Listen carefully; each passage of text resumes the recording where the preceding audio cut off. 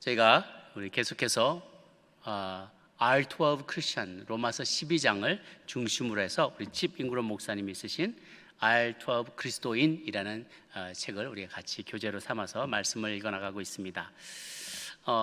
우리 모두가 아침에 나올 때 한 번씩은 거울을 바라보고 나오죠. 그런데 그 거울에 비쳐 보이는 그 사람을 당신은 좋아하십니까? 마음에 드십니까? 보고 싶지 않은 때는 없습니까? 우리는 거울을 바라보면서 내가 저렇게 생겼구나, 저런 사람이구나 라는 것을 깨닫게 되죠. 그렇지만 내 내면을 바라보고 내가 어떤 사람인지를 알려주고 보여줄 수 있는 또 다른 기준이 있다고 성경은 말합니다.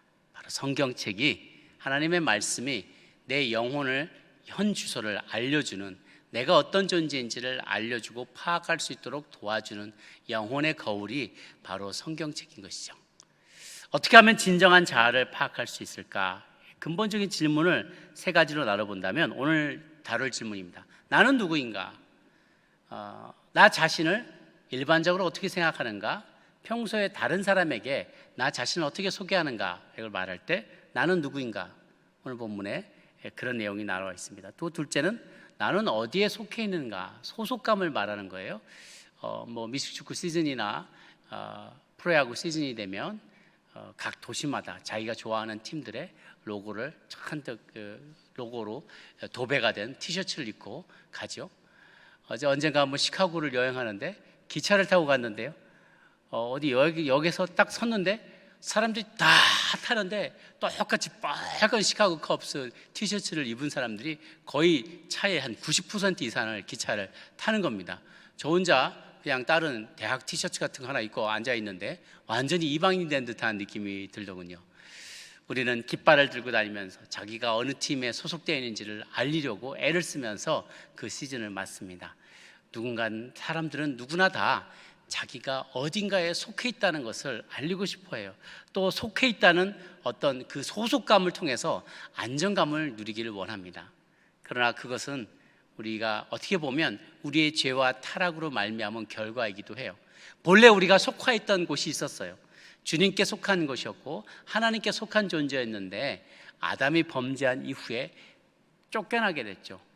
천국에서 그 에덴 동산에서 쫓겨나게 되었어요. 그때 거부감과 두려움과 수치심을 이어받게 됐고 우리는 항상 부적절하다라는 그런 감정을 마음속에 늘 간직하고 있어요.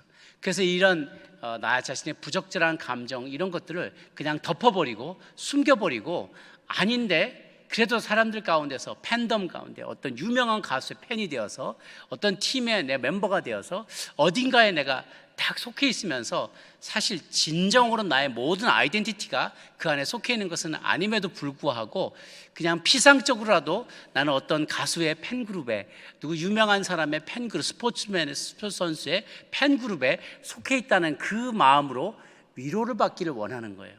어떻게 보면 어떤 본질은 비껴나가면서 어떤 위약 효과 같이, 플라시보 효과 같이, 그래도 나는 이 팀에, 무슨 어느 팀에 티셔츠 입고 있으니까 나는 이 팀에 속해 있어, 이런 생각으로 자신의 어떤 거부감, 쫓겨난 것에 대한 거부감, 수치심, 두려움을 면해보려고 애쓰는 것이기도 합니다. 또 세 번째 질문은 나는 내 삶으로 무엇을 해야 하느냐라는 거예요. 나는 무엇을 하도록 부름받았느냐라는 질문이죠. 이건 사실 우리의 존재의 이유이기도 합니다. 처음 아담이 범죄했을 때 우리는 하나님의 명령을 받고 온 땅에 생육하고 번성하고 충만한 다음에 다스리고 통치하도록 부름을 받았어요. 그런데 우리가 그 사명을 이루지 못했기 때문에 지금 우리도 쫓겨나와서 내 삶은 정말 무엇 때문에 존재하는가, 삶의 이유에 대해서 고민하는 시대가 되어버렸어요.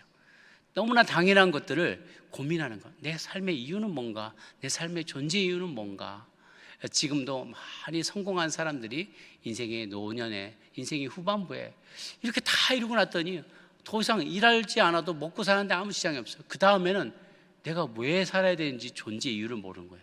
많은 이들이 자기의 생명을 끊기도 합니다. 그래서 이 세 가지 질문, 나는 누구인가? 나는 어디에 속해 있는가? 나는 무엇을 위해 존재하는가? 이 세 가지 질문이 우리가 깨닫게 되면 참된 자아를 발견하게 되죠. 근데 우리가 자아를 발견하지 못하게 가로막는 장애물들이 있어요. 이렇게 솔직해지는 게 두려운 거예요. 실수하는 것이 두렵고, 다른 사람이 내 삶에 들어오는 게 두렵고, 내 인생에 변화가 일어나는 것이 두렵고, 나의 벌거벗은 모습을 발견하게 되는 게 두려운 거예요. 그래서 숨게 되죠. 그리고 책망을 받으면 다른 존재를 자꾸만 탓하게 돼요. 그 여자 때문에 그 여자가 시켰다. 그러면 그 여자는 뱀이 시켰다. 그러면 자꾸 다른 사람에게, 누군가에게, 다른 무엇인가에게 책임을 떠넘기면서 우리의 행동을 합리화하곤 합니다. 그래서 내 정체성을 정말로 발견하지 못하게 돼요. 내가 누구인지에 대한 질문, 나는 어디에 속해 있는가의 질문, 나는 무엇을 위해 태어난지에 대한 질문에 바른 답을 얻지 못하고 많은 장애물들이 그 앞에 놓여 있게 됩니다. 핑계를 댑니다. 이거는 내가 이렇게 소속감을 못 느끼고 내 정체성을 모르고 내가 무엇을 해야 될지 모르는 이 모양 이 꼴로 이렇게 내가 변해버리게 된 것은, 괴물처럼 변하게 된 이유는 내가 자라온 환경 때문에, 가정 문제 때문에, 어렸을 때 학대받았어요. 정부가 나를 무너뜨렸어요. 우리 교육체가 나를 이렇게 실패자로 만들었어요. 할리우드 영화가 나의 세계에 이런 생각을 집어넣었어요. 내 배우자가 너무 엄격해서 다른 곳에서 사랑을 찾아야만 했어요. 교회가 내 필요를 채우지 못했어요. 이렇게 다른 사람 비난하고 계속해서 이런 변명을 댄다는 것이죠. 우리 칩 잉그럼 목사님이 그런 얘기를 해요. 자기가 처음 28살에 어느 교회, 시골 교회에 담임 목사로 목회를 하게 갔는데, 그 교회 사람들이 다 부자들이라는 거예요. 엄청 잘 사는, 낙향해서 도시에서 잘 살다가 이제 귀농해가지고 거기서 이렇게 큰 이렇게 소일거리도 없으니까 자잘하게 농장이나 좀 렌치 같은 거를 이렇게 갖고 있으면서 그렇게 살아가는 사람들, 말은 시골이지만 시골 사람들이 아니죠. 그 부자 어마어마하게 성공한 사람들에게 둘러싸일 때마다 자기는 정말 어렵게 살아왔던 미국인인데도 방 딱 두 칸짜리 방에서 엄마 아빠 살고 형 셋하고 형 둘하고 셋이서 같이 한 방을 쓰면서 자라왔던 자기의 과거가 자꾸만 생각이 나서 열등감을 늘 느꼈다는 거예요. 이런 분들하고 얘기할 때마다 저 사람들은 나보다 많이 가진 사람, 많이 배운 사람, 더 잘 사는 사람, 이런 자꾸만 열등감이 자기에게 끼어들어오더래요. 그런데 어떤 계기로 인해서 이분들과 상담을 하게 되고 이야기를 나누다 보니까 이 사람들도 자기 나름대로 열등감이 있고 다 뭔가에 자기 정체성에 혼란이 있고 소속감이 없고 자기가 무엇을 위해 살아야 되는지에 대해서 혼란스러워하는 사람이 너무나 많더라는 거예요. 그러면서 깨닫기 시작했대요. 제가 이 말씀을 딱 읽을 때 너무 공감도 되고 웃음이 나왔는데, 이 사람들도 나처럼 엉망이구나 하는 것을 깨닫기 시작했다는 거예요. 그게 자신에게 굉장히 큰 브레이크스루가 됐다는 거죠. 아무리 똑똑하고 부유하고 성공한 사람들도 한결같이 나와 똑같은 어려움과 문제점을 갖고 있구나, 다 불안해하는구나, 이걸 깨달았다는 거예요. 그리고 언젠가 폴 투르니에가 쓴 강자와 약자라는 책에서 모든 사람은 절대적으로 불안해한다라는 결론을 도달하게 되었다는 거예요. 성격이 강한 사람은 강한 사람 나름대로 그것을 감추기 위해서, 자기의 불안을 감추기 위해서 더 센 척하는 거죠. 성격이 약한 사람은 또 그것을, 자기의 불안함을 약한 반응으로 드러낸다는 거예요. 그래서 교회에 훌륭해 보이고 부유한 사람들도 잘 관찰해 보면 그 사람들도 불안하고, 그가 만나게 될 사람들도 불안하고, 나도 역시도 불안하고, 모두가 다 불안해하고 있다는 거예요. 그 사실을 깨닫게 되면 우리 모두가 말할 수 없는, 또 설명할 수 없는 자유를 경험하게 되고요, 그때는 가면을 벗어도 된다는 거예요. 그리고 그렇게 불안에 떨고 있는 다른 사람들도 도와줄 수 있게 된다는 것이죠. 저는 굉장히 많은 인사이트를 받습니다. 여러분들도 교회에서나 혹은 일반 사회에서나 다른 사람을 볼 때 나만 문제 있는 것 같고 남들은 아무 문제 없이 다 잘 사는 것 같아. 자식들은 다 공부 열심히 하고 좋은 대학 가고 좋은 직장에 취직하고 다 좋은 배우자 만나서 잘 행복하게 알콩달콩 아이 낳고 잘 사는 것 같아. 남들은 항상 펜스 너머는 항상 더 그린 색깔이에요. 그런데 한꺼풀 벗겨보면 그들도 불안하고, 가진 사람은 가진 사람대로 걱정이 얼마나 많은지 몰라요. 가지 많은 나무에 바람 잘 날이 없어요. 자녀들만 많은 게 아니라 제가 보니까 사업이 크고 고용한 사람이 많고 책임이 무거워지면 무거워질수록 그만큼 그 사이즈가 불안의 사이즈예요. 그만큼이 걱정, 근심의 사이즈예요. 그런데 모두가 다 그렇구나. 인생은 다 그렇구나. 우리가 죄 지었기 때문에 우리는 다 불안한 가운데 떨고 있구나라는 것을 깨닫게 되면 니나 내나 다 똑같은 거예요. 그러니까 굳이 이 가면을 쓰고 다닐 필요가 없다는 것이죠. 솔직한 자기의 모습으로 돌아올 수 있게 돼요. 그리고 그리스도 안에서야만이 우리는 비로소 안전할 수 있다는 사실을 발견하게 됩니다. 타락 때문에 사람들은 자기가 절대적으로 불안하다는 사실을 받아들이지 못했던 것이었던 거죠. 그래서 오늘 말씀을 한번 보면은요, 이 말씀의 순서대로 이 세 가지 질문이 정확하게 응답이 되어져 있습니다. 첫 번째, 나의 정체성은 무엇인가? 3절이 말해주는 것이 그것이에요. 3절 한번 읽어볼까요? 시작. 내게 주신 은혜로 말미암아 너희 각 사람에게 말하노니 마땅히 생각할 그 이상의 생각을 품지 말고 오직 하나님께서 각 사람에게 나눠주신 믿음의 분량대로 지혜롭게 생각하라. 각 사람에게 너희 각 사람에게 말하노니 마땅히 생각할 그 이상의 생각을 품지 말고 오직 하나님께서 각 사람에게 나눠주신 믿음의 분량대로 지혜롭게 생각하라. Do not think of yourself. 당신 자신에 대해서 생각을 할 때 영어 표현해 보니까요, Do not think of yourself more highly than you ought. 당신이 자기 스스로 어떠한 정도가 있는데 그거보다 자기를 더 높이 생각하지 말라는 거예요. But rather think of yourself with sober judgment. 아주 정신이 말짱한 정신으로 자기 자신을 생각할 때 하나님께서 각 사람에게 주신 믿음의 분량, 믿음을 따라서 스스로를 판단하라라는 거예요.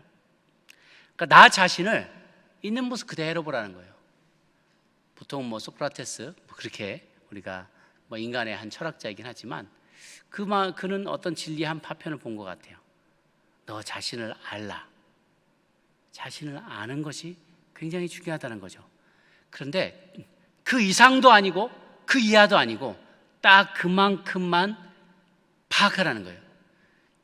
이거는 교만에 대한 훈계이기도 합니다. 우리 스스로 다른 사람보다 더 중요하고 더 똑똑하고 더 가치 있다고 생각하는 경향이 있어요. 이 은밀한 감정과 자기 인식에 대해서 경종을 울리는 거예요. 사람은 누구나 지나치게 자기 자신에게 몰두하는 경향이 있어요. 자기 자신에게 초점을 맞추는 경향이 있어요. 그렇게 하지 말고 자신을 있는 그대로 바라보라는 거예요. 그 말은 자만하지도 말고 열등감을 느끼지도 말고 있는 그대로 바라보라는 거예요. 그런데 경향성이 좀 있어요. 남성과 여성에 따라 경향성이 좀 다른데 남성은 실제로 가진 것보다 자기를 더 높이 생각하는 경향이 있고요. 여성은 실제보다 자신을 더 낮게 열등감을 갖고 바라보는 경향이 있어요. 그래서 오늘 지빙롬 목사님의 책에 보면 자기에게 어떤 목사님이 상담자가 6가지를 카운셀링을 해주시면서 이 6가지 카드를 주셨다고 하는데 그 카드를 매일 6번, 여러 번씩 아내와 함께 그거를 외치면서 큰 힘을 얻었다라는 것을 소개하고 있어요. 그게 이제 6가지가 있는데 외모에 대한 겁니다. 외모에 대한 내용은 이거예요. 나의 신체적 외모는 하나님이 보시기에 아름답다. 그분은 나를 디자인하고 만드셨다. 그래서 그러면서 시편 139편 13절에서 17절을 그가 크게 읽었다고 합니다. 주께서 내 내장을 지으시며 나의 모태에서 나를 만드셨나이다. 내가 주께 감사함은 나를 지으심이 심히 기묘하심이라. 주께서 하시는 일이 기이함을 내 영혼이 잘 아나이다. 내가 은밀한 데서 지음을 받고 땅의 깊은 곳에서 기이하게 지음을 받은 때에 나의 형체가 주의 앞에 숨겨지지 못하였나이다. 내 형질이 이루어지기 전에 주의 눈이 보셨으며 나를 위하여 정한 날이 하루도 되기 전에 주의 책에 다 기록이 되었나이다. 하나님이여 주의 생각이 내게 어찌 그리 보배로우신지요 그 수가 어찌 그리 많은지요 라고 얘기했어요. 또 두 번째, 소속감. 나는 하나님에게 사랑받고 인정받고 하나님 필요로 하시는 존재이며 내 삶의 가장 중요한 인물이다. 그래서 로마서 8장 31, 32절을 인용하면서 만일 하나님이 우리를 위하시면 누가 우리를 대적하리요. 자기 아들을 아끼지 아니하시고 우리 모든 사람 위하여 내주시니가 어찌 그 아들과 함께 모든 것을 우리에게 주시지 아니하겠느냐 하는 것을 인용하고 있어요. 또 세 번째, 가치 있음. 나는 이제 그리스도를 의지하기 때문에 하나님이 보시기에 의인이다. 나는 그분의 순결하고 선한 두루마기로 감싸여 있다. 또한 나는 새로운 본성을 얻었기 때문에 그 전반적인 삶의 모습이 선한 사람이며 그리스도 안에서 계속 성장해 가고 있다. 이사야 61장 10절 인용하고 있습니다. 또 안정감. 나는 그리스도와의 관계 안에서 매일의 평안과 행복 안에서 나의 미래의 모습 안에서 땅 위에서든 하늘에서든 안전하다. 안정감을 누릴 수 있도록 이야기하고 있어요. 로마서 8장 38, 39절을 인용하고 있고요. 역량. 나는 능력 있는 사람이며 현재 어떤 성장 단계에 있든지 상관없이 매일의 삶 가운데 하나님의 뜻을 그분을 기쁘게 하시는 방식으로 수행할 수 있도록 성령에 의해 능력을 받았다. 내 삶의 진정한 의미는 내가 하나님의 사랑과 그리스도의 메시지를 가지고 다른 사람들의 삶과 연결되는 데 있다. 내 삶의 진정한 의미는 거기에 있다 라고 이야기하면서 빌립보서 2장 13절, 4장 13절을 인용하고 있습니다. 또 에베소 2장 10절도 인용하고 있어요. 그래서 요는 무엇이냐면 내 정체성을 말할 때 실제보다 나를 너무 과대평가하지도 말고 과소평가하지도 말아라. 중요한 것은 자신을 아는 것이고 또 자기 자신을 있는 그대로 accept, 받아들인다는 거예요. 받아들이는 것. 어떤 사람은 많은 은사를 가진 사람이 있어요. 어떤 사람은 몇 개의 은사만 가진 사람이 있어요. 그래 남하고 비교할 필요 없이 내 모습을 그대로 직시하고 그것을 있는 그대로 받아들인다는 것이죠. 두 번째, 나는 어디에 속해 있는가라는 질문입니다. 소속감에 대한 것이죠. 어떤 작가가 그랬다고 해요. 외로움이야말로 미국의 새로운 전염병이다. 그래서 사람들은 홀로 있는 것을 굉장히 싫어하고 어려워하고 힘들어하면서도 그것을 벗어나지 못해요. 그래서 스타벅스가 성공한 이유가 그거라고 합니다. 거기서 직원들을 훈련시킬 때 스타벅스는 제3의 장소라고 훈련을 시킨대요. 첫 번째 장소가 집, 두 번째 장소가 직장, 세 번째 장소는 진정한 커뮤니티가 일어나는 곳. That's where you belong. 거기에 당신은 소속돼 있다. 집하고 일하고 집하고 직장하고 두 개 왔다 갔다 하는 것은 돈 벌기 위해서 어쩔 수 없이 자야 되니까 이것이라면 진정한 커뮤니티가 형성이 되는 곳, 그것은 바로 스타벅스라고 소속감을 고취시켜준다는 거예요. 아니 우리가 진정으로 제가 교회 성장하기 위해서 배운 건데요. 우리가 정말로 배워야 될 게 스타벅스라 그래요. 진정한 소속감을 누리게 되는 것은 교회여만 한다는 거예요. 교회. 이것이야말로 초자연적인 하나님의 공동체라는 것이죠. 우리 모두가 진정으로 속하도록 부름받은 공동체, 그것이 바로 교회여만 한다는 것이죠. 그런데 우리가 이 교회에는 우리 각 사람이 수행할 수 있는 역할이 존재한다라고 성경은 이야기하고 있어요. 그래서 이 특별한 역할을 우리는 수행하도록 부름받았는데 각자 교회에서 우리는 각자가 이 교회라는 커뮤니티 안에서 특별한 역할을 감당하도록 보내졌어요. 그래서 우리에게 있는 약점이 있잖아요. 이 약점은 우리에게 다른 사람이 필요하다는 것을 우리에게 인식시켜주는 좋은 도구가 돼요.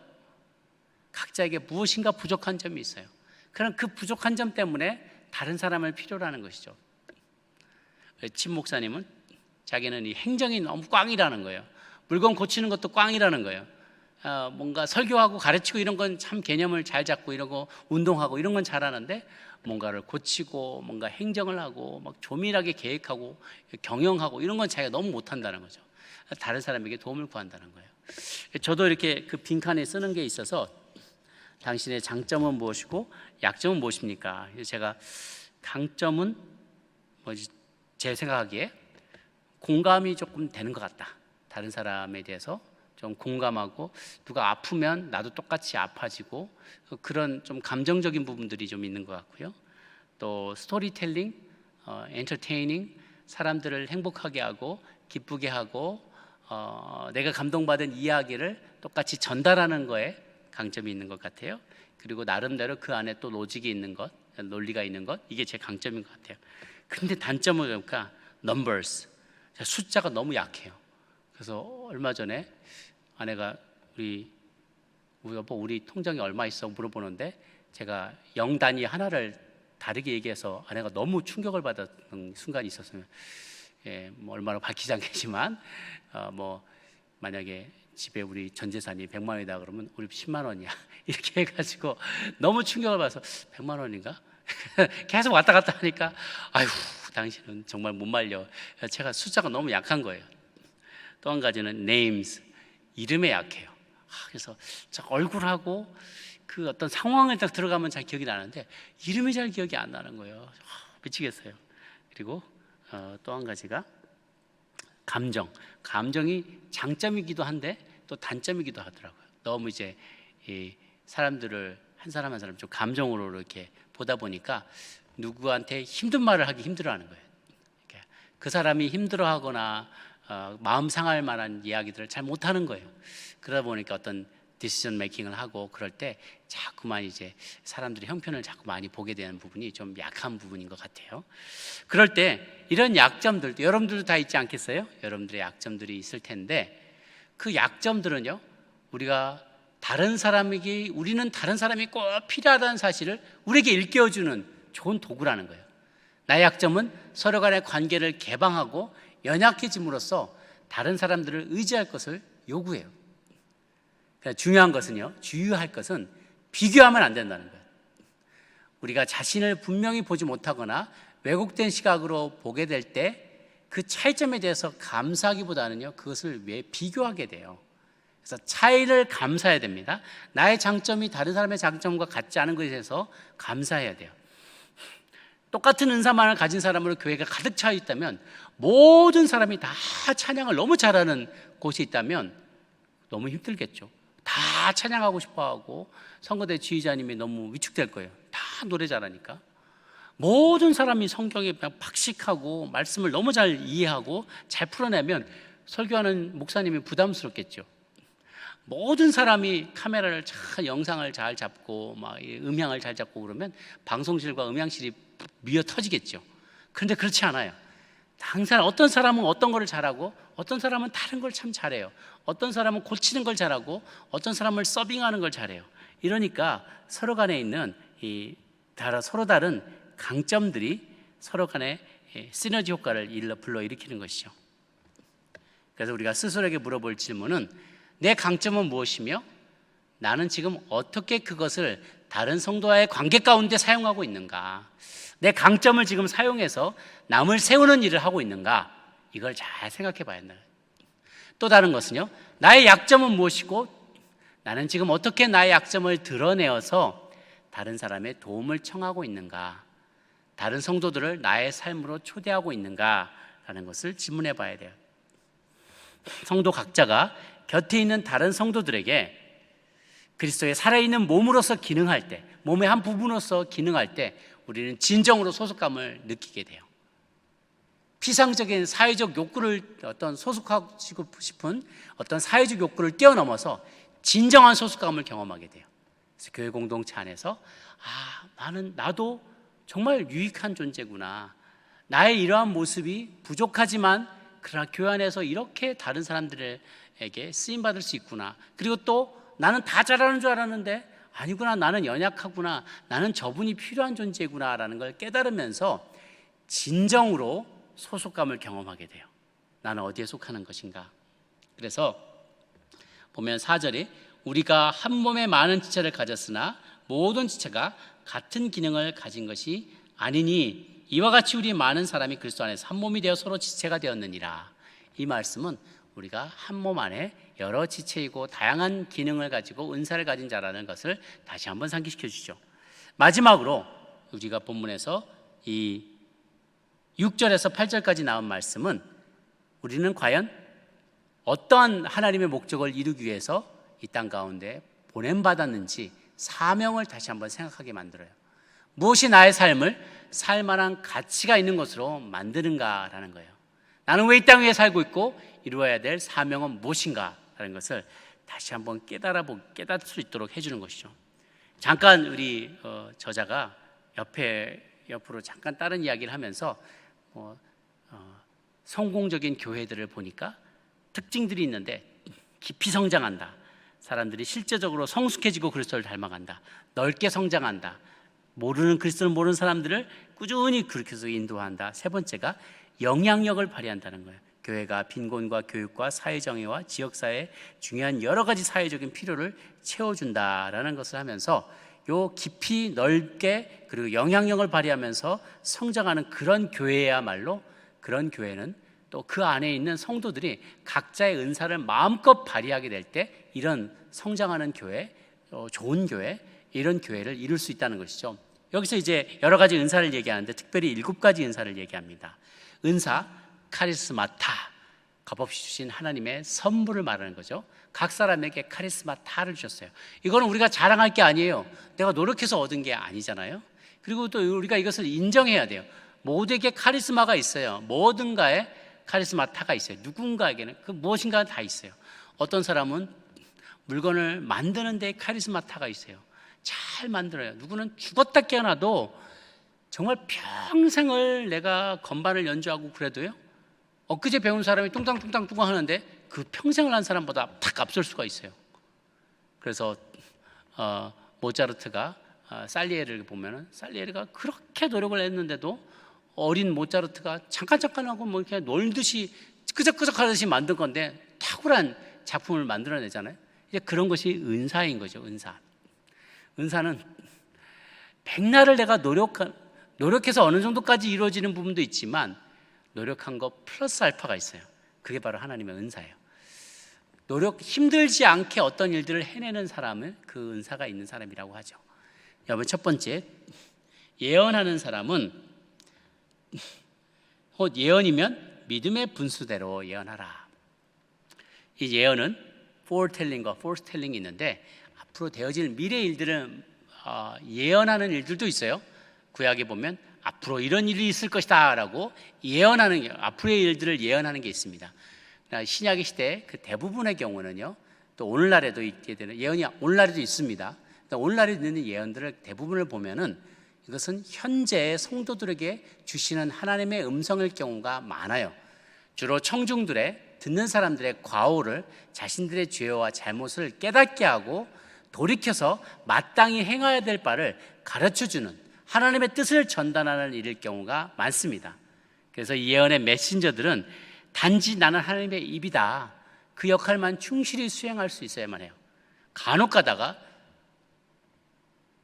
이렇게 하시오 라고 마치 자기가 하나님의 음성을, 자기가 하나님인 것처럼 예언하는 사람들이 있어요. 굉장히 교만한 이것이고 또 주의해야만 하고 저희가 분별을 해야만 할 것입니다. 우리는 메신저예요. 예언의 은사가 있는 자들은 메신저예요. 그래서 이 메신저 역할만 충실히 감당하면 되는 것이죠.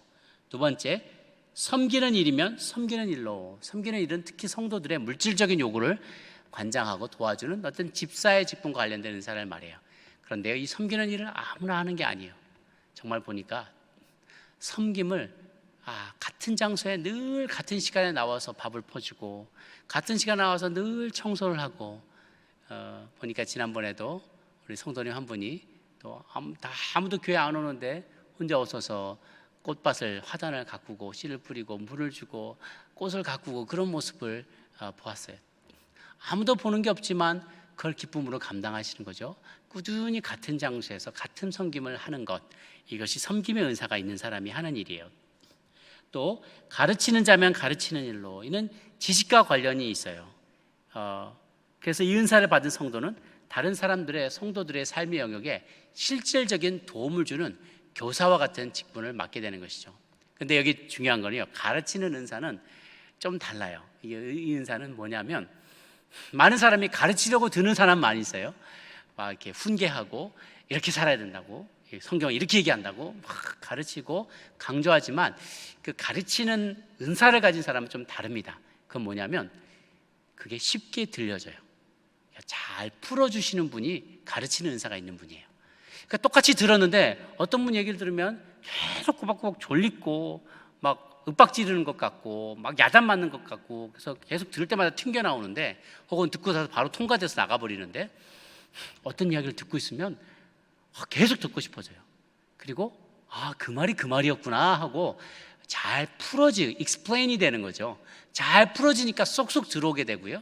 그럴 때 내 삶에서 이게 잘 적용이 되어지게 돼요. 이렇게 가르치는 사람이 가르치는 은사가 있는 사람이죠. 또 위로하는 자는 위로하는 일로, 이거는 특별히 권면에 해당되는 말입니다.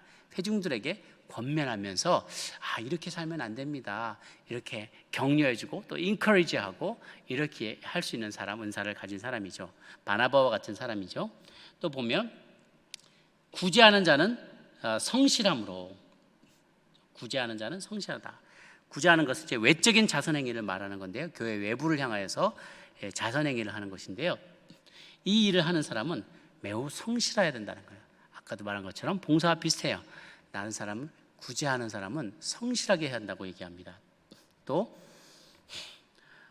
긍휼을 베푸는 사람, 제가 하나를 건너뛰었네요. 5번째가 이제 다스리는 사람인데요, 왜냐하면 이제 구제하는 것과 긍휼하는 것은 좀 비슷한 거기 때문에 따로 빼서 뒤로 했고요. 다스리는 것을 먼저 할게요. 다스리는 자는 부지런함으로, 다스리는 사람은 교인들을 지도하고 통솔하는 은사를 받은 사람에 해당돼요. 사실 모든 사람이 다스리는 걸 원하는 것은 아닙니다. 다스리는 것은요, 엄청난 프레셔가 있어요. 책임감이 있어야 돼요. 그리고 무엇보다도 부지런함이 있어야 돼요. 다스리는 사람은 여기 보면은 영어 표현에 8절 뒷부분에 보면 If it is to lead, do it diligently. 리드하는 거면 diligently 해야 된다, 부지런하게 해야 된다. 다른 번역에 보면 with zeal, 열심을 가지고 해야 된다라고 되어 있어요. 다스리는 일은 아무나 사모할 만한 직분이 아니에요. 나는 무조건 높은 자리에 가면 그 일 할 수 있겠지, 아니에요. 낮은 자리에 있어도 그때부터 부지런함으로 열심으로 책임감을 가지고 어떤 일을 맡은 사람이 아니라면 그 사람의 소셜 레더를 밟고 계속 올라간다고 해도요, 자신이 감당할 수 있는 것보다 더 높이 올라가 버리면 모두에게 재앙이 됩니다. 특히 리더십은요, 부지런하고 열심을 가지고 책임감을 있는 사람이 그 일을 감당하게 돼요. 이것 또한 은사입니다. 그리고 비난받는 것에 대해서 개의치 않고 목표가 분명하고 이럴 때 리더십 포지션에 올라가게 되는 것이죠. 그래서 부지런함으로 열심을 가지고 책임감을 가지고 다른 사람을 통솔하고 리드하는 역할을 하는 사람, 이 사람이 다스리는 은사를 가진 사람입니다. 아까 마지막으로 구제가 6번이었고요. 7번째, 긍휼을 베푸는 자는 즐거움을 할지니라. 이는 병든 사람이나 굴핍한 자를 돌봐주고 보살피는 것인데요, 그런 은사인데요, 이 직무는 즐거움으로 해야 돼요. 근데 병든 사람, 굴핍한 사람을 도와주다 보면 다운되기가 쉬워요. 특히 이제 카운셀링을 하거나 어려운 사람 이야기를 듣다 보면은 막 한없이 이렇게 막 지구 저 바닥으로 막 끌어당겨지는 듯한 느낌을 갈 때가 있어. 막 피리 파티를 하는 거예요. 아유 불쌍해, 나 불쌍해, 내 인생이 내 팔자가 기구해서 막 한없이 자기를 학대하고 너무너무 막 못 가지고 못 배우고 막 힘들고 병들고 이런 사회에서 어려운 형편에 있는 분과 계속 얘기하다 보면 나도 모르는 사이에 쭉 처지게 돼요. 그런데 이 일을 오랫동안 할 수 있는 사람은 어떤 사람이냐면 즐겁게 그 일을 하는 사람이에요. 어렵지만 가난하지만 소유한 게 많지가 않지만 이 사역도 굉장히 어려운 걸 빠듯하게 예산을 쪼개서 일들을 해야 되지만 자기가 즐거운 거예요. 그래서 come on, cheer up. 야, 우리 콩한 쪽도 나눠 먹어야죠. 그러면서 어려운 사람들을 막 치어링을 하고 치어리더와 같이 이 사람들 병든 사람의 스피릿을 립트업하고 스피릿이 막 착 살아나게 하고 어제보다 머리 없어도 다 머리 빠져도 다 괜찮아. 우리 다 원래 머리 없이 살았는데 이러면서 병든 사람들, 투병하는 사람들 막 격려해주고 우리 어차피 다 죽잖아요. 내일 죽으나 한 달 뒤에 죽으나 10년 뒤에 죽으나 다 똑같은 다 청구하면 되죠. 이렇게 어떤 스피릿을 립트업 시킬 수 있는 사람, 즐거움으로 긍휼을 베풀면서 이 일들을 감당하는 사람, 그리고 마지못해 하는 게 아니라 자발적으로 이 일을 할 수 있는 사람이 그런 은사를 가진 사람인 것이죠. 오늘 말씀을 정리합니다. 오늘은 내가 누구냐, 정체성의 질문을 가장 많이 했고요. 그리고 또한 나는 어디에 속해 있는가라는 소속감에 대한 이야기를 나눴어요. 그리고 마지막으로 나의 삶의 목표는 무엇인가? 나는 무엇을 위해서 부름받았는가라는 것을 함께 나눴습니다. 그래서 그것을 내가 깨닫게 되면 받아들이는 것, accept 하는 게 굉장히 중요한 거예요. 발견했는데 아니야 나는 아니야. 왜 나는 이거밖에 없어? 나는 왜 이런 은사만 받았어? 나는 왜 은사가 하나야? 왜 저 사람은 5개인데 왜 난 하나야? 이러면서 판단하고 비교하고 낙심해하고 이러는 것이 아니라 know yourself, 자신을 알되 중요한 거지. 그리스 철학자는 소크라테스는 자신을 알라라고만 얘기했지만 성경이 말하는 것은 더 나가는 부분은 뭐냐면 알고 그것을 accept하라는 거예요. 받아들이라는 거예요. 이 굉장히 중요한 어떤 경계선입니다. 이걸 넘어가야 돼요. 우리가 주님 안에서 정말 나 자신의 정체성을 발견하고 자신을 정체성을 발견하고 소속감을 발견하고 사명을 발견할 때 제일 첫 단계에 해당되는 것이 know yourself와 함께 더불어서 그것을 받아들이는 거예요. 나의 정체성을 받아들이는 것, 그리스도 안에서의 나의 정체성을 받아들이는 것, 내게 속한 교회의 공동체로서의 나는 한 멤버십임을 내가 스스로 받아들이는 것, 그리고 내게 주신 은사가 이것이라는 것을, 이 목적을 위해 내가 이곳에 부름받았다는 사실을 받아들이고 인정하는 때 우리는 주님 안에서 더 건강한 자아로 살아갈 수가 있게 될 것입니다. 인생의 가장 중요한 질문, 나는 누구입니까? 나는 어디에 속해 있습니까? 나는 무엇을 위해 태어났습니까? 이 세 가지를 꼭 기억하시고 스스로에 대해서도 답을 찾아볼 수 있는 저 여러분 모두가 되시기를 바랍니다. 기도하겠습니다.